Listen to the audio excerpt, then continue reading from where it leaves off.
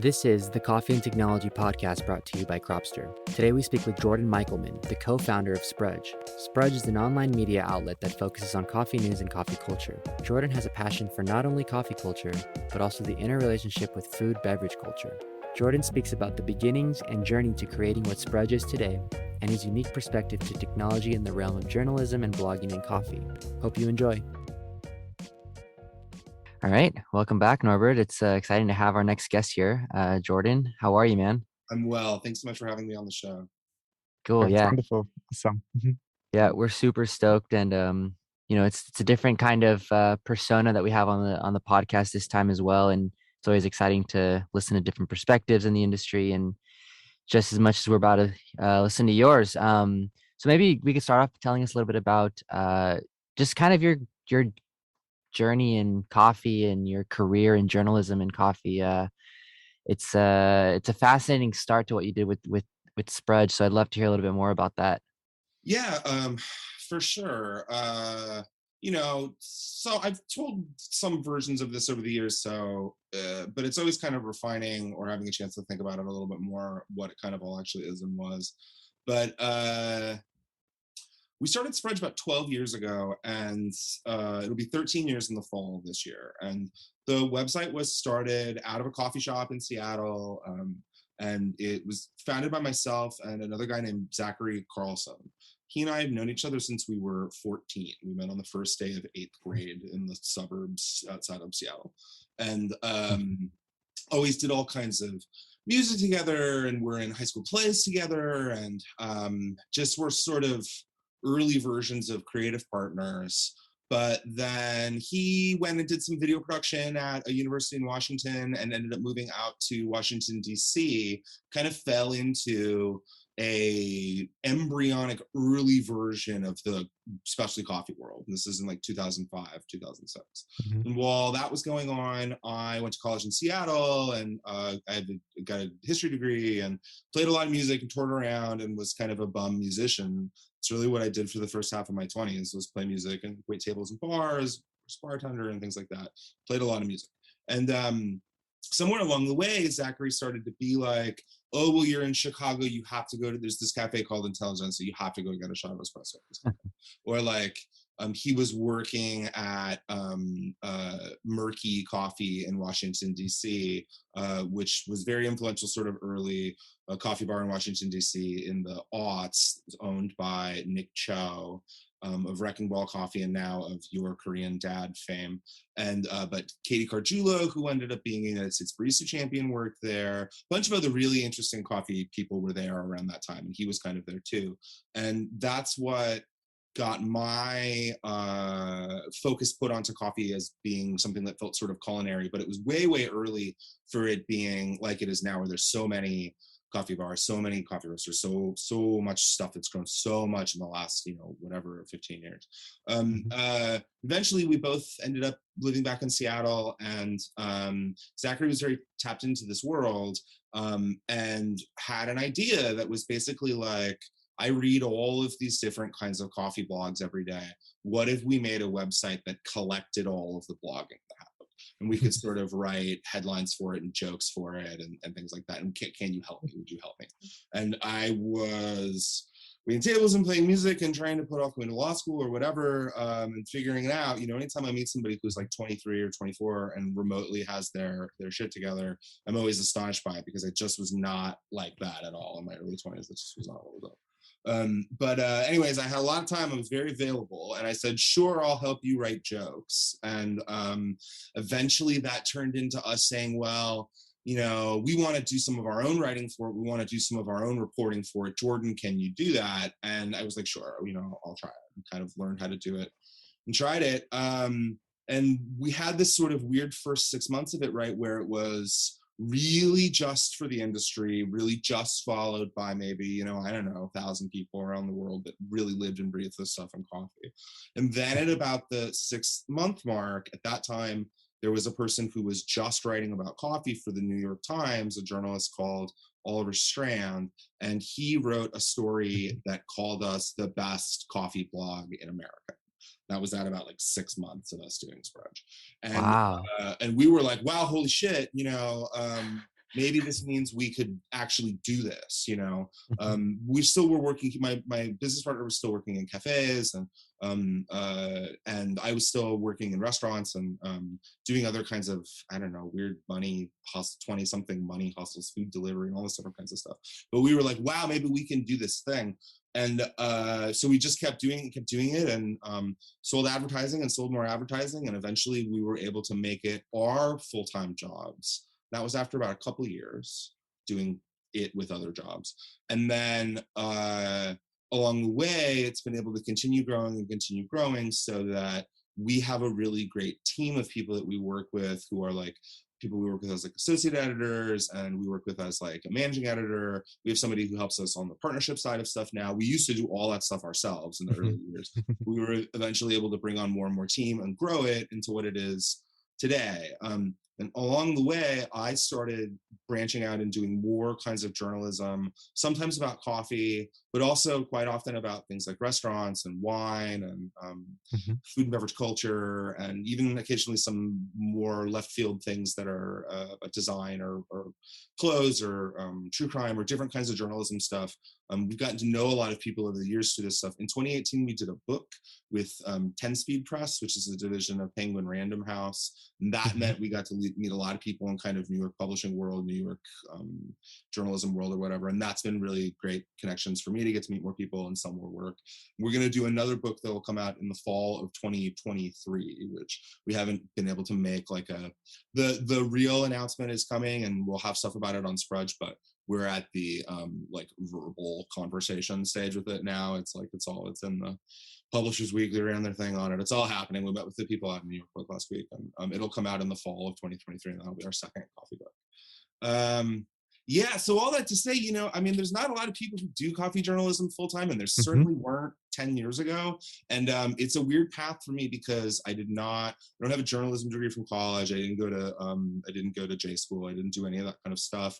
And I've met lots of people who have, also met lots of people who haven't. And all of the stuff that's gone on with Sprudge has happened within the wider milieu of, I don't know, the collapse, or maybe collapse isn't the right term, but the great retraction of traditional journalism and newsrooms and journalism culture. And there's all these kinds of things that, like, we have our own little bubble, but we float along in a big ocean of all this other kind of stuff that's going on. And sometimes it feels like we're just like doing our thing, and sometimes it feels like we're like, hey, we were doing that 3 years ago, maybe we were right, and all the different kinds of things in between. But yeah, today it's Sprudge is still wholly owned and operated by myself and my business partner, and it's my day job, and I get to do all this other Mhm. journalism stuff. And yeah, I guess that's I don't know if that was the short version, but that is the story.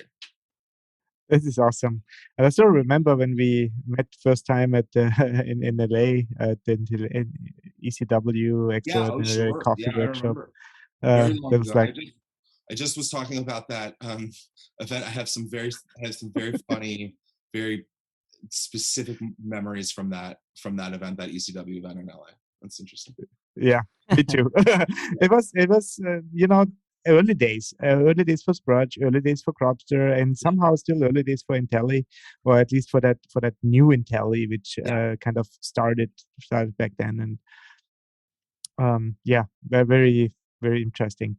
Now, it you basically just said it kind of happened mm, because there was a need, or because people told you this is something. And I can relate to that a little bit, because mm, as I feel very connected on that level. When we started Cropster, it wasn't clear, is this actually something which, the idea was not born because I thought like, oh, we do Cropster, we need that type of capital, this yeah, is the market size. There's like none of it. It was yeah, people like Intelli and others telling us, we need more information. Guys, put together a online database. We need more stuff. yeah, And when you now say it like, yeah, the Times told basically the world, the world needs this, right? This is the best Yeah. blog. Go there. Yeah, and my business partner, he had the sense to say, well, I wish this product existed, so let's invent it. Hmm. It's one of those kinds of things. And I will occasionally get to do some like mentorship stuff. We're talking to younger people who are graduating from the interdisciplinary department that I graduated from college. And talking to I was talking to a recent graduate a couple of weeks ago who was talking to me about sort of what they're hoping to do with their first few years out in the world professionally, and they kind of asked me. They were like, so how did you get to do this thing? And I was like, well, there just wasn't nobody had come along and done a really good coffee website yet. Not really. I mean, there were Hmm. coffee websites. I don't mean it in like a competitive way. I just mean like nobody had like us being like, we're going to make this really good coffee news website and we're going to do it every single day. Every Hmm. day there's going to be stories like that. Every single day. It's just like nobody had done it yet. And that's really, I mean, us coming back to it and doing it every day is an important part of that. But also just getting there's not a lot of millennial generational luck, but like this was a non-existent thing that we were like, okay, Hmm. let's do this. And it's very interesting to have that kind of conversation now to a journalist who's like 22 or 23, because they're like, there are no more non-existent things, thank you. Everybody just has to claw each other's eyes out on social media, and that's all it is. Like, or try to get one of these legacy jobs at like the dying publications, and there's like those are the two options. And it's like, Hmm. yeah, that sucks. I don't know, Yeah. there just wasn't this thing, and we were like, let's just do this thing. And then once it seemed like we could do it, we just have tried to like be like, let's just keep doing it. Yeah. I have a very burning question since this morning, and it's a little bit new maybe, but Sure. it's also inspired by the just recent news of war and Yeah. what's going on in Ukraine and Russia and around the world. There's a lot of information out there, right? So we have access to all the media. Every minute there's an update. Every second there's an update. Mhm. And you just said like, well, we were there and we gave updates every day. We could do this much faster compared to like a Roast magazine, who is publishing every other month, which is Mhm. great content, very solid, very stable in a certain way, quite the editorial, let's say, a lot of the editorial care put in, but it's slow and it's not online. Well, it's not this absolutely not the same way you do this, right? Yeah. But there's a lot of responsibility with it. And Mhm. how do you deal with that? Like, what do you choose to say, what to choose not to say? Um, and my next question is then basically a little bit further, like and that's not only the war. We every year there's certain political statements and movements. Yeah. What to do and what not to do. I mean, we argue about all of it constantly. Hmm. We constantly talk to each other about all of it. I think that with Sprudge, there is a bigger orbit of lots of people that have input and are able to push us in different directions and help us think through things. And even sometimes it's their voices or their bylines that end up getting published. But Hmm. there is a core nucleus of the company that's myself and my business partner, and we have been arguing over everything we publish every day for 12 and a half years. And so at this Hmm. point, we fluently speak the language of how we publish. And there's an expedient, there's a non-discursive quality to that. But which is not to say we don't get stuff wrong, because we do. I mean, everybody does. And I think the Hmm. biggest thing, what you're saying about like, how do you work your way through what's right to talk about in bigger moments or social moments and stuff? Sometimes it's about trying to understand where your blind spots are, and having other people to talk to, and having other people whose voice is part of the bigger conversation. The website is bigger than us Hmm. as any sets of individuals, and the publishing voice that it publishes in, it hopefully feels like that and expresses that. There's very real people under the hood that work on it, but the bigger picture is this thing that isn't. We're not a cult of personality. It's not the it's not the Jordan and Zachary show. It's never been what we wanted it to be. And I think in the early years we did a lot more kinds of in-person things and personal appearance kinds of things or whatever. These days we do a lot less of it. And even something like this today, like what you guys do at Cropster is really cool. I thought long and hard about whether or not I was like, I'm gonna go do this thing, I'm gonna come do it, you know, because it seemed like, you know, we think what you guys do is really cool and we've been good partners for a long time. But we're not, you know, we don't want to be the face of it. We're not the face of the stuff. The website is the face of the website, you know, and that feeds back into lots of other sets of decision making that you make day over day. But there's no silver bullet or equation or single answer. It's just daily mental and emotional labor from us and from the trusted people on our team, and then lots of other people outside of it that we're able to talk to about stuff and get a beat on things and lean on for expertise, or listen to politely and disagree with, and everything in between. So one thing I really fascinated about what you were saying earlier is you studied history. So for me, it's fascinating because I studied political science and economics. So I'm wondering what, like, you know, how your studies of history has helped your approach to this business in general. And also too, I mean, and it's even more interesting because not that everybody who gets into coffee and wants to write about coffee has to start their own publication, but I've, from my own experience, I believe that I think coffee journalism has given me an introduction to the industry from previous experiences, and Yeah, it's a really unique way to get involved, I would say, as for well. sure. Yeah, for sure. Well, I sometimes feel like I don't use anything from my degree, and I sometimes feel like I use my degree every day, constantly. You know,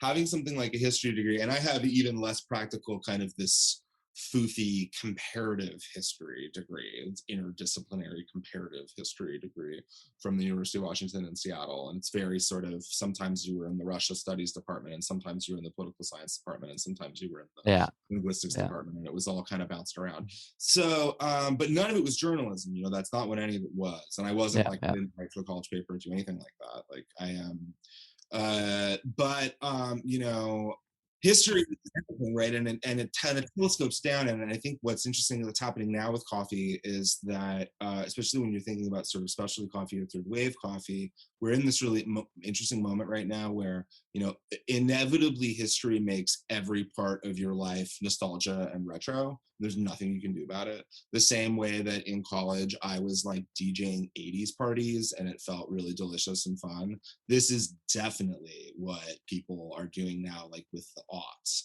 which is horrifying because I lived through it. I was there. I saw this, you know, it sucked. It wasn't my favorite. It wasn't the best, but here it is, you know, and now everybody wants to, you know, everything sounds like the Strokes again or whatever, and it's weird.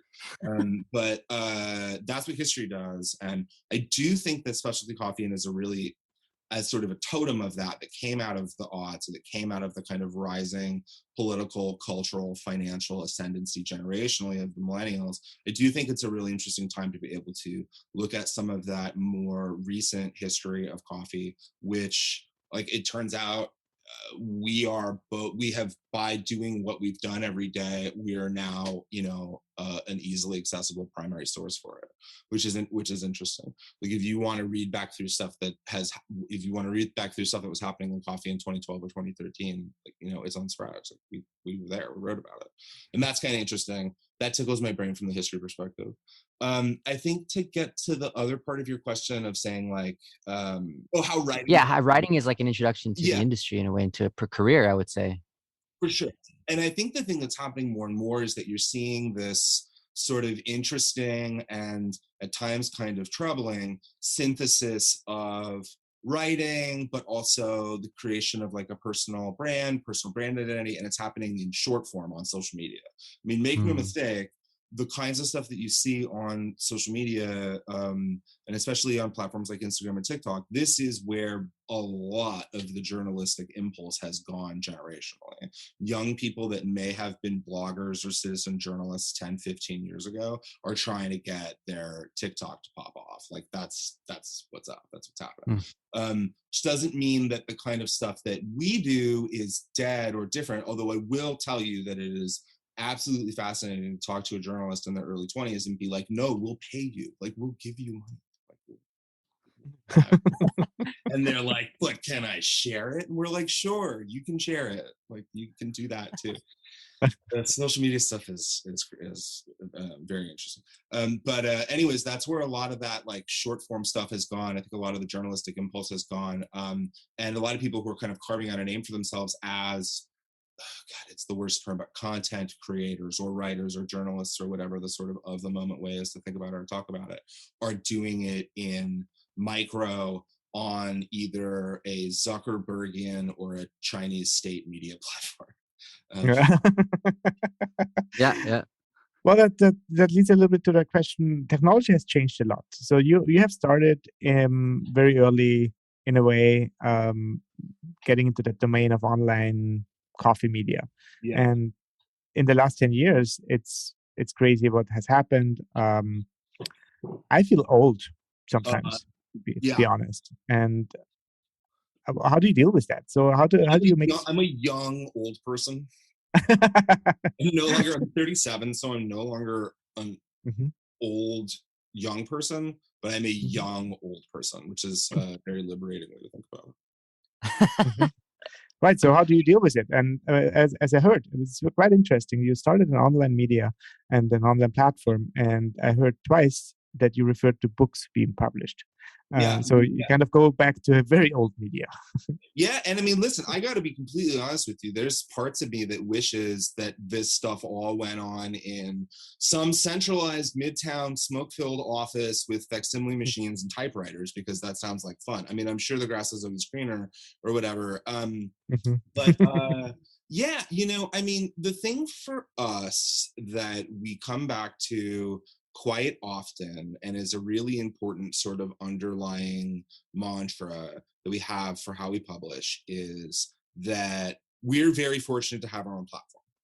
We Mhm. do not publish on a Zuckerbergian or a Chinese state media platform. I mean, we do. We share our stories on those places and Mhm. occasionally do promotions and things on those places. And there is some utility to it. I don't want to sound like I hate all of it or whatever. I actually think that I don't want to sound like that at all. But the role for that with publishing, it can sometimes feel very blurry. And the idea that a publishing company's success is based on their social media metrics, I think, is kind of backwards, because shouldn't it really be about how many readers you had, like how many people came and read the story and looked at it and Mhm. stuff? And Mhm. that's something that we care about a lot, because we have this platform that we own. It's wholly owned and operated. It's copywritten. It's our own thing. So when we use social media, or we use, I mean, I think things like events or all the rest of it, the idea for all of it is that we want to get you to come.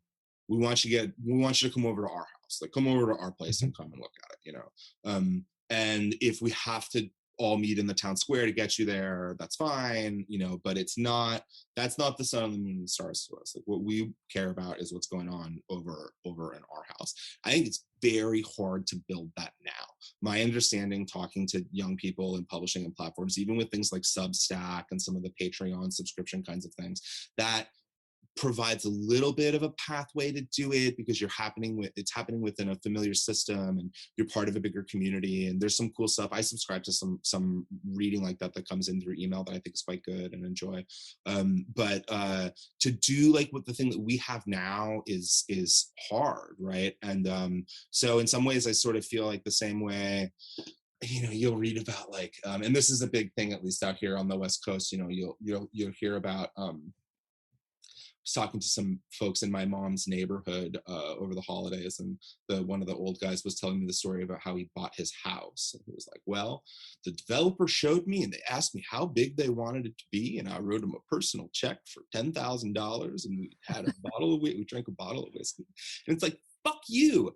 Do you know how hard it is now to get a house like anywhere?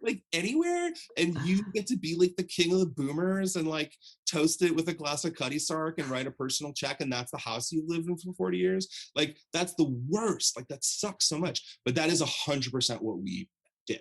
That's 100% what we have. Like, we have this wholly owned and operated existing internet platform that's ours, that's not on one of the social media things, that's not through one of the Substack or subscription things, that's just ours. And I think that really hard to do that now. It's really hard to come in and build that now. And it's just generational luck and timing and the fact that we kept doing it. Very interesting. So that also relates a little bit to that question of the democratization of information. Yeah. So you're being part of it in a way because your platform is on the internet. So Yeah. it's publicly accessible. It's not behind a paywall. It's not behind any wall.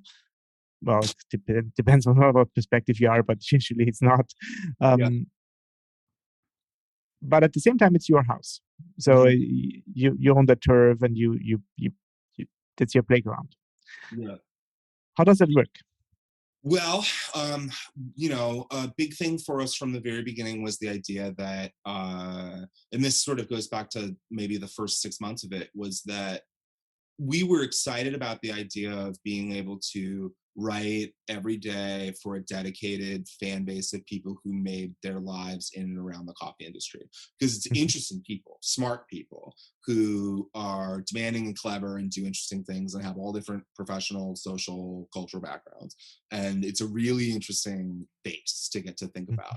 But we always have sort of believed that there was a possibility for us to do that. And then also, talk to lots more people than just the people who worked in the industry, and that could sort of be a divining rod for us in terms of what we wanted the ultimate goal of all of our work to be.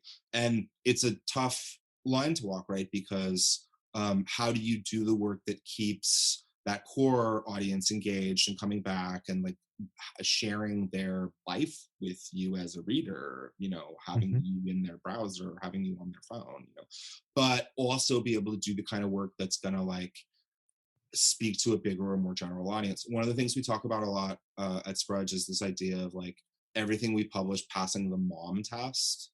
Like our moms read the website, and we want everything we publish to like, even if they don't care necessarily, we don't want there to be language or terms or a way of talking about coffee in them that feels exclusionary, like to have to be in the in club or like you have to work in the industry, to get it or to enjoy it or maybe even share it, and to us walking that line, sometimes it feels like we're trying to be, it's like we're trying to, this is like a funny reference, and I don't mean too much specifically about the two of them. It's just that there's a location of each that are a block away from each other in Portland. It's like we're trying to be Heart and we're trying to be Starbucks. Like, can you be both things, right? Like, and it's hard. And I think what ends up happening is that you end up picking your shots, right? Like sometimes you write stuff that people who are hardcore in the industry are like, I don't really care about that. And sometimes you write stuff that people who are generalists are going to come to it and be like, I don't know what they're talking about.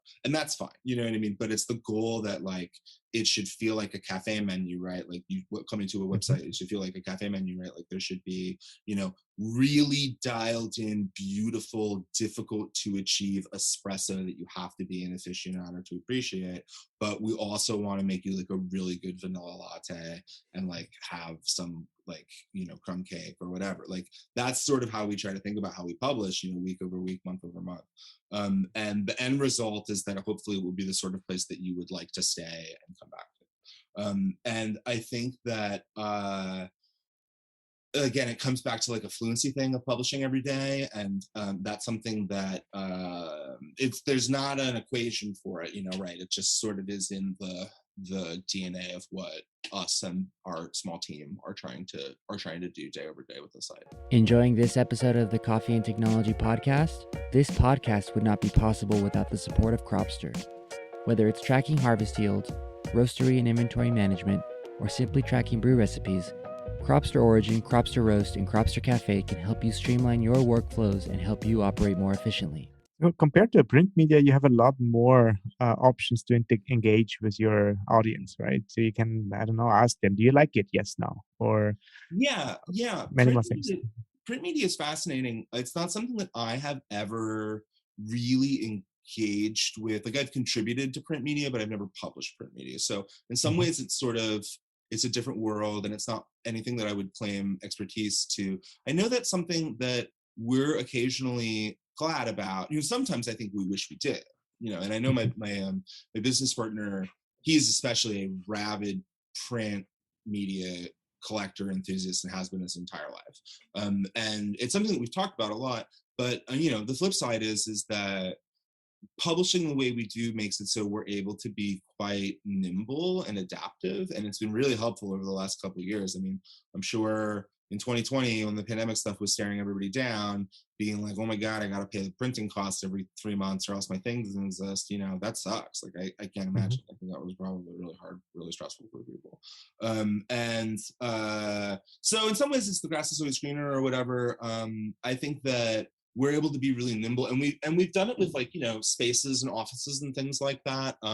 We've had stretches where we had offices that we used as sort of community spaces and content labs and stuff, and then during the pandemic we stepped away from doing that because it didn't feel very practical. It's actually something that we're Mm-hmm. coming back again towards now, saying, especially since we're going to be in development for all this book stuff over the summer, that wouldn't it be fun to have a place that was sort of semi-public where we could try things out, or when we have some recipes dialed in, invite people in to come and stay. So maybe it's something that we do again. But yeah, I think the thing that with a lot of print media, and this is true no matter what kind of print media you are, whether you're talking about coffee you're sort of in this coffee world, or it's more generalist, or it's in entertainment press or any kind of thing, many of them are functioning as hybrids, right? Like, they're not just print. Like, it's really hard to Mm-hmm. just be print, right? So Mm-hmm. I think different publications with varying degrees of success do that hybridization model, right, where you're publishing online, and I think that it can be done really well. I know that for us, we don't have that kind of separation, like, of what's supposed to be in the magazine and what's supposed to be in the stuff. We really think about what we publish as being like a bigger picture, kind of a way to come into everything we do. If that makes sense. Mm-hmm. What about internationalization? Going global. So that's the word. Yeah. um, that means translation. That means Yeah. culture. Yeah. What do you think about that? Well, we have had we're regularly publishing and writing from all over the world, and it's something that we've done back to the very early days of the site. We'll have a Mm-hmm. story that'll come out next week. I did some work under the hood on it earlier this week. That's like a coffee guide to Valencia, Spain. Oh, cool. If you want to explore around, coffee stuff in places like Tokyo or Bangkok Mm-hmm. or all over the world, we've got a ton of content around that. And I've written, Mm-hmm. really smart guides, some of them going back several years. So it's always something that we have had under the hood, and it's a big part of our readership. We've got a considerable amount of the people that read Sprudge month over month come from outside the United States. And we spent a lot of time traveling in Europe and kind of cultivating some of those relationships and audiences and things. And so we really do kind of think of ourselves as an international publication. In terms of translation, well, I wouldn't say never to it. I think that when we've looked into it, we've found, I don't want to speak with too much authority on something that I'm not an expert on. I know that there are a lot of options for publications that would like to sort of just have their content translated and syndicated into other languages. I think that there's sometimes, not always, but sometimes some lost in translation, quality control kinds of issues that can come along with that. I think it's also really interesting for us to think about, we like it all to happen in our own sandbox. So our content isn't syndicated, our content isn't, we don't have like a co-publishing deals with other places or whatever. But it's also not a never say never. Yeah, maybe someday. Thinking about being able to publish more in other languages is cool. I also think that there's a lot that we're able to do in terms of getting voices from different parts of the world that are able to come in and write for us on our platform, and that's how to now we've thought about that approach. But which is by no means perfect. I mean, I think it's probably something we could do more on and improve on, I'm sure. Yeah, I like it, and I think it's nice to stay concise. And internet, translation and culture changes are a massive undertaking. It's enormous what you have to do to I also achieve think that well. it's maybe especially hard for us because I would never, our website's kind of weird. If we get off jokes, like we're regularly trying to be funny or kind of absurd, or like there is a little bit of this blog tone that was popular 10, 12 years ago and has maybe gonna come back around, has come back around. I don't know. I mean, it was sort of more of a thing, right? This sort of Mhm. long form kind of wry blog tone. I mean, I think it's something that websites like Eater still do. You know, Mhm. Gawker in its heyday was kind of the gold standard for that sort of voice, and that was stuff for us when we were young. Journalists trying to make a website go was really inspiring for us. Places like Gawker and Deadspin and some of those websites, Mhm. and we've maintained a little bit of that. And I would hate for it to ever land wrong because of a translation thing or like Mhm. not be, Yeah. we're just really precious over this stuff. And so Uh-huh. there's a part of it, and I don't mean to say that this is a good thing, but there's a part of it where um uh, it's like we're tweaking every little last brush stroke for the art we put out, and Mhm. you want to kind of have it on your own terms, right or wrong. Yeah. Yeah, Yes. it's funny. It's interesting because one thing I've always found interesting about Sprudge is that, and correct me if I'm wrong, but it's not just a news site and it's not just an educational site. It's always for me, it's always felt like it's been this balance of like what's the latest, what's happening, what's the latest in coffee, and also like, these coffee guide educate almost like their educational articles. I mean, was that the original approach to like what or idea of what you wanted Sprudge to be? Or I mean, was it just like, hey, I want to start this blog, like let's just put everything out we know about coffee? I mean, what was kind of the vision to that? I think there's always been a newsroom component. I think there's always been Okay. and that goes back to the very earliest days of how we published. And then there's always been, you know, in 2009, 2010, the existence of a third wave cafe somewhere felt like news. Like a Mm, place existing was like, this needs a Mhm. story. Like we got to write about this, because there weren't very many. Mhm. I don't know if that's exactly the case now. I think that what we're getting into more now is coffee reaching a point where curation is possible and criticism is possible, which is really interesting. It's a sign of a maturing landscape and market for the industry. And it's something that we're doing a lot of work in the background right now on being able to think more about for what our role can be in that and sort of where our voice can fit with that. But I'll say that, another thing that's really important for us, and it has been for a very long time, is a lot of times what we publish is dictated by what comes into the door from freelancers, what people pitch. And keeping your ears very open to that, and this idea that it's great big coffee world, global coffee world, and there's a lot of people out there who know a lot more than you do about mm. whatever it might be, is a very important part of what the website does and looks like, week over week, month over month. And that's something that I think we started to kind of install that as an identity pretty early on, and it's become a really important part of what we do. Mhm. Mhm. Jordan, I would like you to talk a little bit about technology because Sure. that's, of course, very close to our hearts. Yeah. That's what we do here at Cropster. And a lot has changed in the last 10 years from more simple data tracking, more simple data system. It got quite advanced. AI is definitely a topic. What's your perspective on those changes? And what is your, like, does the world need it? Is this a good thing? I hear two worlds kind of residing in you. One is using technology, being fully digital, but also speaking of typewriters and books and like being the artist. Yeah. Um, and Well, that's why I yeah. think your perspective can be very, very interesting. I think I do feel that. I think I do feel that tension. Well, technology's done a lot of really interesting things with coffee over the last decade, and I think a lot of them have been really good. I think when we zoom in for coffee specifically, I am intrigued and fascinated by the ongoing. Um, when we started in coffee, there was this kind of lay of the land where very large roasters sort of almost functioned like record labels, right?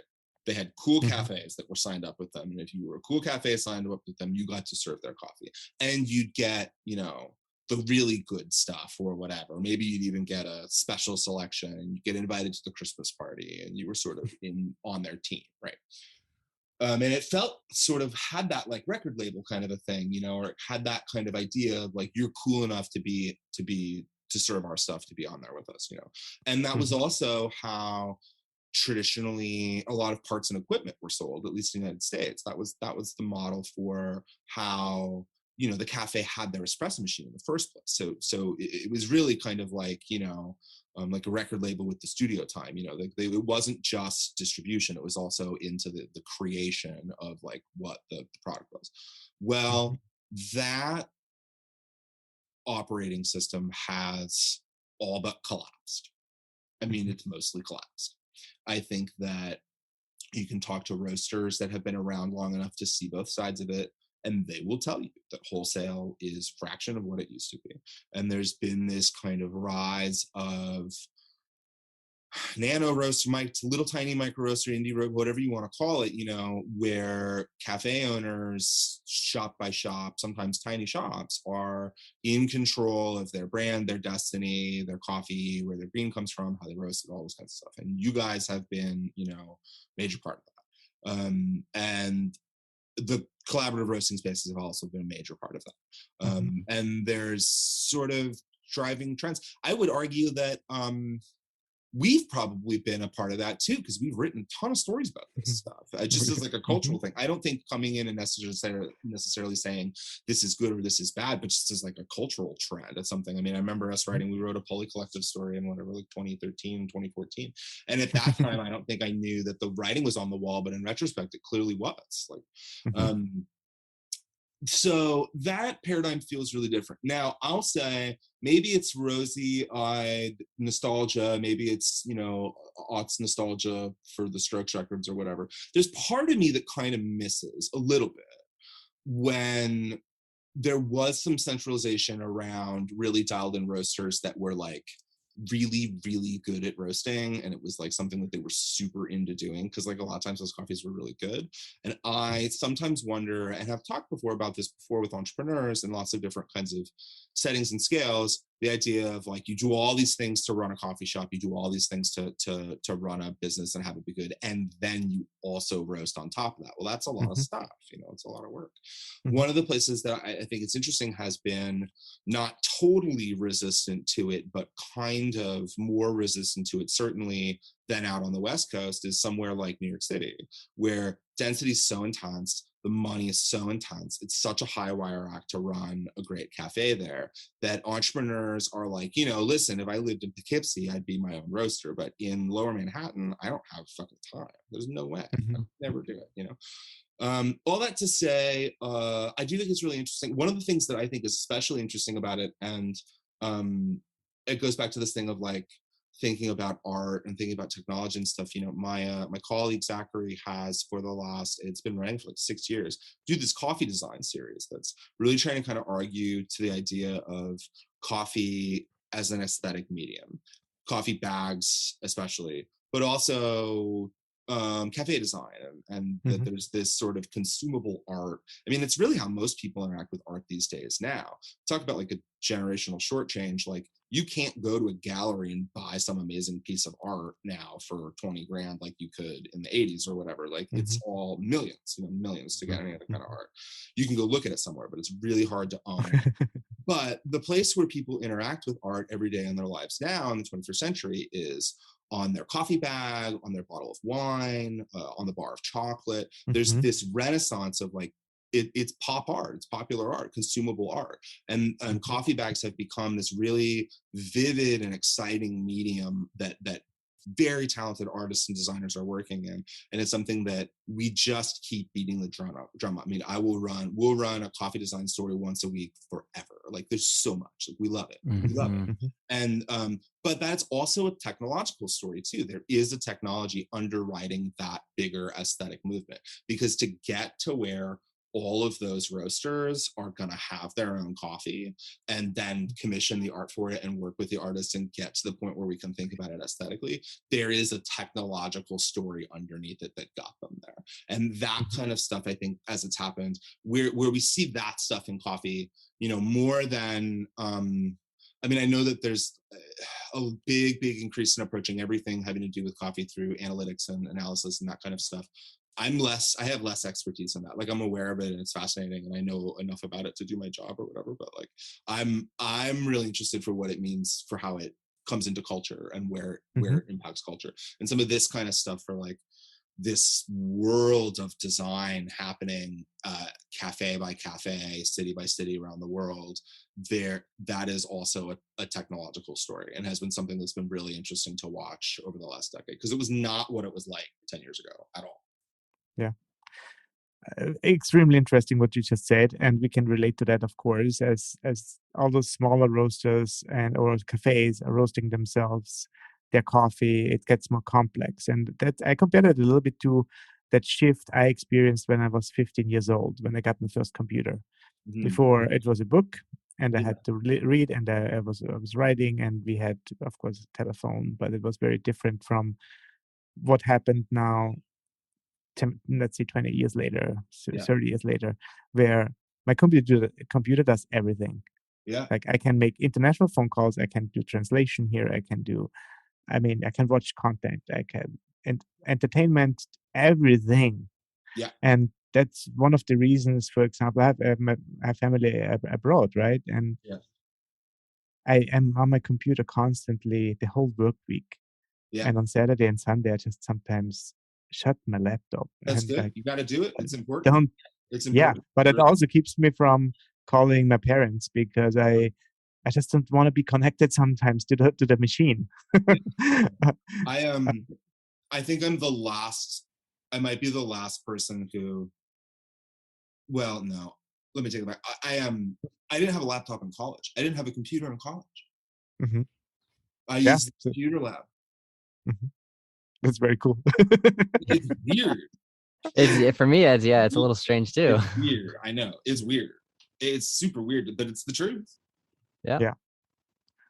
No, I see where you are, and I think that's always, like, put it in perspective. And I think that those small cafes, to circle back to that idea, like the small cafes or those small entrepreneurs building their own brand, is only possible because they have all the tools helping them doing it. And they can tap into systems, like we tap into systems to, like, we don't have our own online store. Shopify is doing it great, right? And it's like easy. And there's so many other platforms we use every day to keep our data organized, or to keep, I don't know. So in a way, something that's interesting to use this discussion, because I don't know if it's a growing trend, but I have come across a lot of cafes, not just in LA, but I guess in the world, where either there's not necessarily a strict ban on like the use of laptops in the cafe environments, but I've seen that. I've seen Wi-Fi not being available. I've seen cafes not specifically having outlets available, and it's more of seems like this, I guess, trend or idea of like not explicitly saying, "Hey, no tech allowed here," but encouraging human interaction when you're in the cafe space more so than go to the cafe and dive into your computer for 3 or 4 hours or whatever it is. I remember observing the first sort of big wave of that, of the kind of no Wi-Fi in the cafe. Our cafe doesn't have Wi-Fi. The library down the street has Wi-Fi. Kind of. I remember seeing cafes doing that in San Francisco. It's the first place I ever really encountered it, San Francisco, in maybe 2012, 2013. There was places that were sort of famously, we don't have Wi-Fi, no Wi-Fi allowed. Well, it's an interesting thing, but what people did, what society immediately did to that construct, was just turned it into a class barrier. Because you can have Wi-Fi, if you've got enough money, if you've got enough data, if your data plan is good, if you have a thing you want to walk around with that'll tether to it or whatever, you can have all the Wi-Fi you want anywhere you want. So all you're really doing is saying, if you have enough money to have the tech, we can't stop you from using Wi-Fi in our cafe, but if you don't have that, then you can't, right? Like it's the same thing that people are doing like with like cashless cafes, right? Like cashless Mm. cafes, that's a class thing, 110%. Like you're outlining who can and can't be your clientele. And like people, I mean, the ultimate status flex in like 2014, and I remember seeing this and it was so novelistic and delicious. Like I remember seeing this, you know, in San Francisco in like 2014 of like the no Wi-Fi cafe, but if you're there on your laptop and you're working, it means you're somebody, right? It means you've got like those rules don't apply.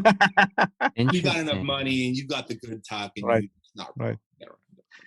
I saw a very good example in Davis, college town, right? And there's one of the older cafes or central cafes there. They have parts of it is for students with Wi-Fi, with outlets. They work there. They on their laptops there. Sometimes they have a meeting there.